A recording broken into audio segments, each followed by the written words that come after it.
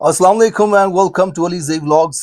बहुत बहुत माजरत, इतने दिन आप मुझे सुन नहीं सके, मुझे देख नहीं सके। अनफॉर्चुनेटली मेरा चैनल हैक कर लिया गया था। आज सबसे पहले इस हैकिंग के बारे में आपको थोड़ा सा बताऊंगा, उसके बाद आज की अहम खबरों के हवाले से आपके सामने कुछ चीज़ें रखूंगा। 5 अगस्त की रात मेरे लिए एक बड़ी तकलीफ दह रात थी। मुझे पता चला यूट्यूब की तरफ से एक मेल आई जिसमें मुझे बताया गया कि आपके चैनल को यूट्यूब से रिमूव कर दिया गया है और आपको परमानेंटली यूट्यूब से बैन कर दिया गया है। आपने यूट्यूब कम्युनिटी गाइडलाइन की वायलेशन की है, आपने डेंजरस कंटेंट प्ले किया है अपने यूट्यूब चैनल पर। अनफॉर्चुनेटली मेरे चैनल पर एक मैनेजर थे जो मेरी वीडियोस को एडिट करते थे, हेल्प करते थे मेरे कंटेंट क्रिएटिंग में। तो हैकर्स ने एक साइबर अटैक के जरिए उनके ईमेल तक एक्सेस हासिल की और उस एक्सेस के बाद उन्होंने क्या किया, सबसे पहला काम मेरे YouTube चैनल पर लाइव ब्रॉडकास्ट किया कुछ ऐसा कंटेंट जिसके अंदर कुछ खतरनाक और डेंजरस किस्म की चीजें दिखाई गई जो गाइडलाइन के अगेंस्ट हैं। उसके बाद YouTube ने मेरे चैनल को रिमूव कर दिया। अब हैकर्स का मकसद इस चैनल को हथियाना नहीं था, इस चैनल को हैक करके ब्लैक मार्केट में बेचना नहीं था। हैकर्स का मकसद इस चैनल को हैक करने के बाद इसको अपने ज़ात के लिए इस्तेमाल करना या इससे पैसे कमाना नहीं था। हैकर्स का मकसद सिर्फ और सिर्फ इस चैनल को हमेशा के लिए बंद करवा के मुझे यूट्यूब से हमेशा के लिए परमानेंटली बैन करवाना था। अब जनाब आली, इसके पीछे कौन हो सकता है ये मैं यकीन के साथ तो नहीं कह सकता, लेकिन मैं इतना आपको ज़रूर बता सकता हूँ कि पिछले काफ़ी अरसे से मुझे खामोश करवाने के लिए मुख्तलिफ किस्म के हथकंडे आजमाए जा रहे हैं। मेरे घर पे लोगों को भेजकर मुझे समझाने, डराने, धमकाने तक के तरीके आजमाए गए। मैसेजेस के ज़रिए, मुख्तलिफ कॉल्स के ज़रिए, मेरे नादरा के डाटा के ज़रिए मुख्तलिफ तरीकों से मुझे खामोश करवाने की कोशिश की जा रही है। लेकिन मैं सिर्फ एक नैरेटिव के साथ खड़ा हूँ कि इस मुल्क में एक वाहिद इंसान है, इमरान खान, जिसे मैं इस कौम का लीडर समझता हूँ। अपने ख्यालात में मुझे लगता है कि वो ऐसा शख्स है जिसने एक टगे की, एक धेले की करप्शन नहीं की, जिसकी मुल्क से बाहर कोई जायदाद नहीं है, जो अपना इलाज करवाने के लिए मुल्क से बाहर नहीं जाता। उसका जीना मरना पाकिस्तान में है। उसने जिस्म पे गोलियां बर्दाश्त की, जेल बर्दाश्त की, सब कुछ बर्दाश्त किया, लेकिन इस मुल्क की आवाम की इज्जत पे कंप्रोमाइज नहीं किया। पूरी दुनिया की आंखों में आंखें डालकर जो हमारे हक की, हमारी इज्जत, हमारे वकार की बात करता है, इस मुल्क का सरबरा उस शख्स को होना चाहिए। दूसरी तरफ जिन लोगों के नौकरों के अकाउंटों से 16-16 करोड़ रुपए निकलते हैं, अरबों रुपए की प्रॉपर्टी जिनकी बर्तानिया में निकलती है, वो लोग जिनकी करप्शन की दास्तानें इस वक्त पैनामा में छपती हैं, दुनिया के मुख्तलिफ जरीदों के अंदर छपती हैं, जो टीवी चैनल्स पर आ करके झूठ बोलते हैं और फिर उनके झूठ पकड़े जाते हैं, जिनको करप्शन के केसेस में जेल जाना होता है, उनको जेल के दरवाजों से पकड़ के ला करके बिठा दिया जाता है इक्तदार की कुर्सियों पे। जिस तरह नंगी धांधली इस मुल्क के इलेक्शन में की जाती है, फॉर्म 47 पर जितवा करके 17 नशिस्तों वालों को इक्तदार में बैठा दिया जाता है, जबकि मुल्क की सबसे बड़ी अक्सरियती जमात के लीडर को जेल में रखकर उनको इक्तदार से बाहर रखा जाता है। तो ये जुल्म है, ये नाइंसाफी है। इस मुल्क में रूल ऑफ लॉ नहीं है, इस मुल्क में कानून नहीं है, इस मुल्क में माइट इज राइट है। ये मेरे व्यूज हैं, ये मेरा अपने व्यूवर से कहना है जो इन बदमाशों को, इन माफिया को पसंद नहीं आता और उसके बाद ये मेरे चैनल्स को हैक करते हैं। मेरे मुख्तलिफ फेसबुक पेजेस को इन्होंने हैक करवाया, उनकी रीच कम करवाई रिपोर्ट्स करके। यकीन करें, मेरा दिल ही नहीं करता फेसबुक पे कोई चीज पोस्ट करने का, क्योंकि वहां मैं पोस्ट करता हूं तो फेसबुक की कम्युनिटी गाइडलाइन कुछ इस तरह की है कि वो इतनी स्ट्रिक्ट है, उस पर 4-5 बंदे जाकर के रिपोर्ट मारते हैं इनके, तो वो रीच को बैन लगा देता है।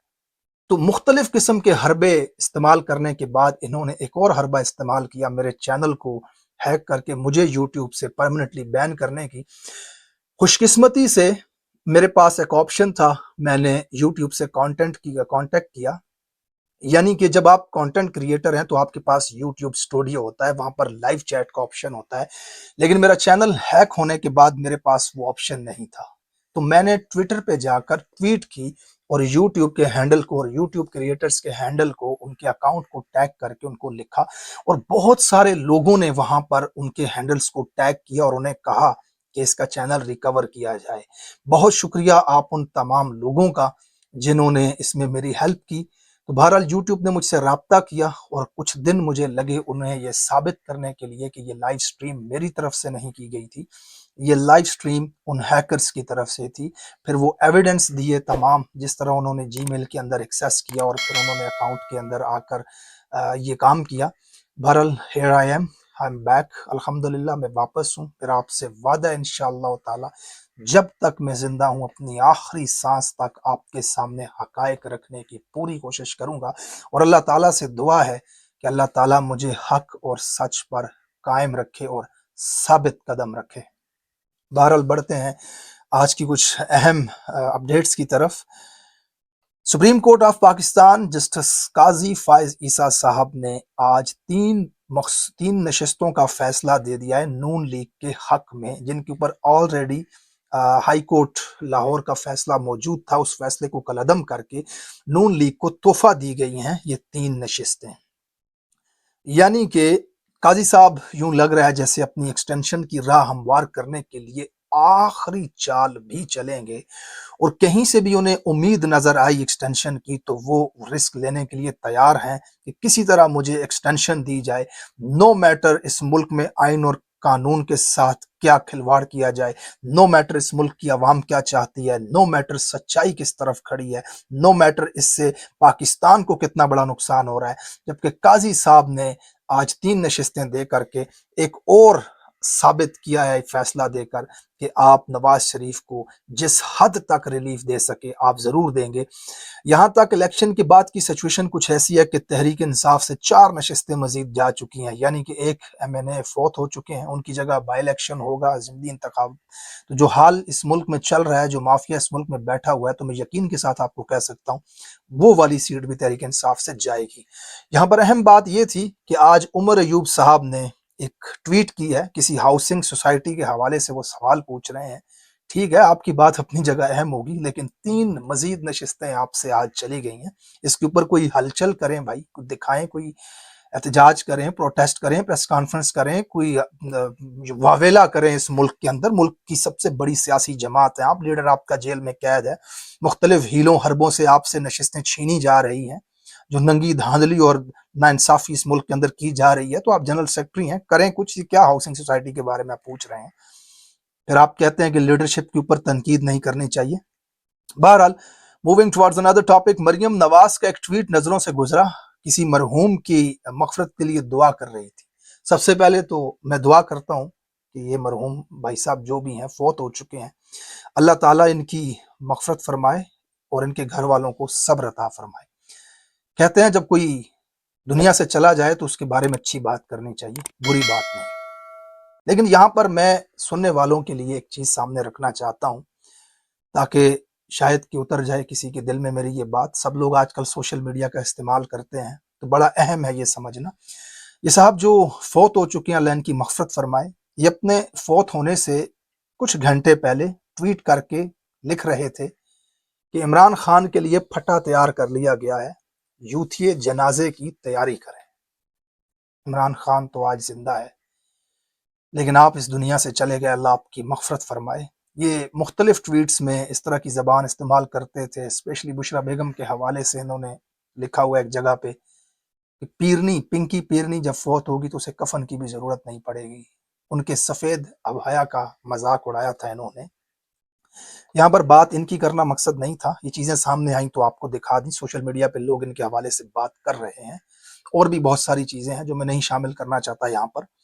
مسئلہ یہاں پر یہ ہے کہ مریم نواز ٹویٹر اکاؤنٹ پہ ان تمام لوگوں کو فالو کرتی ہے جن کے اکاؤنٹ سے اس طرح کی زبان استعمال کی جاتی ہے مخالفین کی، گھر کی عورتوں کے حوالے سے۔ پچھلے دنوں میں نے آپ کو ایک ویلاگ کر کے بتایا تھا، وہ رضیداد نام کا کوئی یوٹیوبر ہے جو ننگی گالیاں دیتا ہے، بدترین زبان استعمال کرتا ہے اپنے ویلاگز کے اندر، اور اس کو ٹویٹ کر کے مریم نواز کہہ رہی ہوتی ہیں میں آپ کے گھر رائیونڈ کا گڑ بھجواؤں گی. اس کو ٹویٹس کر کے اپریشیٹ کر رہی ہوتی ہے ننگی گندی گالیاں دینے والے شخص کو, بدترین الزام لوگوں کی ماں بہنوں کے اوپر لگانے والے شخص کو. یعنی کہ آپ جا کر کے سرچ کر کے دیکھیں ٹویٹر کے اوپر وہ تمام اکاؤنٹ جن اکاؤنٹ سے گندی گالیاں دی جاتی ہیں مخالفین کو, دوسری پارٹی کے کارکنان کو, ان تمام اکاؤنٹس کو مریم نواز فالو کرتی ہیں. اور یہ بات بڑی مشہور ہے ان کے کارکنان کے بیچ میں, یہ بہت لوگوں کو پتا ہے کہ مریم نواز اس شخص کو اسپیشل اپریشیٹ کرتی ہیں, اسے فالو کرتی ہیں, اس کی ٹویٹس کو لائک کرتی ہیں اور اس سے پرسنل انٹریکٹ بھی کرتی ہیں. جو شخص بدترین طریقے سے مخالفین کے گھریلو خواتین کے اوپر حملہ کرے اسے کہتی ہیں واڑ کے رکھ دیا اس نے, تو مزہ آ گیا. مطلب اس طرح کی کوئی ٹویٹ ہو نا جس میں ابیوزو لینگویج ہو, گندی گالیاں ہوں, اس کے بارے میں ان کی ویوز یہ ہوتے ہیں اس نے تو واڑ کے رکھ دیا, اس سے میری بات کرواؤ. تو یہ لوگ کیا کرتے ہیں, میڈم مریم نواز شریف کو خوش کرنے کے لیے اس طرح کی گندی حرکتیں ٹویٹر پہ کرتے ہیں, سوشل میڈیا پر کرتے ہیں. تو برائے مہربانی مریم نواز کو خوش کرنے کے لیے یہ سب نہ کریں, اس اللہ کو خوش کرنے کے لیے کریں جس کی طرف آپ نے لوٹ کے جانا ہے. ہم یہ ویلاگز بناتے ہیں, یہ ویڈیوز بناتے ہیں تو کسی سیاسی جماعت کو خوش کرنے کے لیے نہیں, کسی سیاسی جماعت کے لیڈر کو خوش کرنے کے لیے نہیں, بلکہ لا الہ الا اللہ محمد رسول اللہ اپنے پورے ایمان سے, دل و دماغ سے ان باتوں کو حق جانتے ہوئے آپ کے سامنے رکھتے ہیں کہ یہ حق ہے, یہ سچ ہے, یہ ظلم ہے جو ہو رہا ہے اس ملک میں, یہ زیادتی ہے جو اس ملک کے ساتھ ہو رہی ہے. یہ شخص ہمیں دل و جان سے بہتر لگ رہا ہے تو ہم اس شخص کے بارے میں کہہ رہے ہیں کہ پاکستان کے لیے بہتر ہے, ورنہ کسی کو خوش کرنے کے لیے یہ ویلاگز, یہ ویڈیوز نہیں ہوتی ہمارے. اس کے بعد ایک افسوسناک خبر ہے, گلوبل انڈیکس کی رپورٹ کے مطابق پاکستان میں 2023 کے اندر 16,20,000 پاکستانی ملک چھوڑ کر کے چلے گئے. یعنی کہ پاکستان دنیا کا واحد ملک ہے اور پہلے نمبر پر ہے جس کے شہری سب سے زیادہ تعداد میں اپنے ملک کو چھوڑ رہے ہیں. انڈیا جس کی آبادی 1 ارب کے قریب ہے, وہاں پر صرف 9,89,000 لوگوں نے اپنا ملک چھوڑا. چائنا 1 ارب سے بھی زیادہ آبادی 5 لاکھ کچھ ہزار لوگوں نے 2023 میں اپنا ملک چھوڑا, جبکہ پاکستان کی 25 کروڑ آبادی میں سے 16 لاکھ سے زیادہ لوگ اپنا ملک چھوڑ کر کے چلے گئے. پاکستان دنیا کا وہ پہلا ملک بن چکا ہے جس کے شہری سب سے زیادہ ملک چھوڑ کر کے باہر جاتے ہیں. آج آپ ایمبیسیز کے سامنے جا کر کے دیکھیں ہجوم لگا ہوتا ہے, آپ ایجنٹس کے دفاتر کے اندر جا کر کے دیکھیں ہجوم لگا ہوتا ہے, آن لائن ویزوں کی ویب سائٹس پر جا کر کے دیکھیں رش لگا ہوا ہے, وہاں پر لوگ ملک چھوڑ کر جانے کے لیے کسی بھی صورت تیار ہیں. یہ وہ لوگ ہیں 16,20,000 جن کے پاس ایکسیس تھا, اپرچونٹی تھی, سہولت موجود تھی. ورنہ مجھے لگتا ہے اس ملک میں چند ہزار لوگ بچیں گے اگر یہ آپشن دے دیا جائے کہ دنیا کے تمام مالک ملک پاکستانیوں کے لیے اپنے بارڈرز کھول رہے ہیں. آج اگر یہ اعلان کیا جائے کہ یورپ اپنے بارڈرز پاکستانیوں کے لیے کھول رہا ہے, امریکہ اپنے بارڈرز پاکستانیوں کے لیے کھول رہا ہے, تو پاکستان کے اندر شریف خاندان اور کچھ عسکری طاقتور بیٹھے آپ کو ملیں گے, باقی پورا پاکستان ملک چھوڑ کر کے باہر آ جائے گا. جہاں پہ زندگی گزارنے کے لیے آپ کو اتنی مشقت کرنے کے باوجود 2 وقت کا کھانا تک نصیب نہ ہو, جہاں پر قابض زبردستی بیٹھ کر ماچس کی ڈبی سے لے کے بجلی کے بلوں میں ہر چیز میں آپ کے اوپر اتنا ٹیکس لگا دیں کہ بھائی بھائی کا گلا کاٹنے لگ جائے بجلی کے بل کی وجہ سے, تو لوگوں کے رہنے کے لیے وہ ملک نہیں جہنم بن جاتا ہے. تو جہنم سے نکلنے کی ہر شخص کوشش کرتا ہے. اتنی افسوسناک خبر ہے کہ آج ہم دنیا کے ان ملکوں سے بھی نیچے چلے گئے جہاں اس وقت جنگیں لگی ہوئی ہیں, جہاں بم گولہ بارود برس رہا ہے. ان ملکوں سے بھی اتنے لوگوں نے ہجرت نہیں کی, مائگریٹ نہیں ہوئے جتنے پاکستان کے اندر سے ہو چکے. بہرحال thank you so much for watching this vlog once again. انشاءاللہ تعالیٰ اب تواتر سے آپ کے سامنے آتا رہوں گا. چینل کو ضرور سبسکرائب کیجئے گا, لائک کا بٹن ضرور پریس کیجئے گا, اپریسیشن ہوتی ہے آپ کی طرف سے, اس سے ہم موٹیویٹ ہوتے ہیں کہ مزید کانٹینٹ بنایا جائے, آپ کے سامنے آ کر کے حقائق رکھنے کی کوشش کی جائے. Thank you so much once again. اللہ حافظ, فی امان اللہ.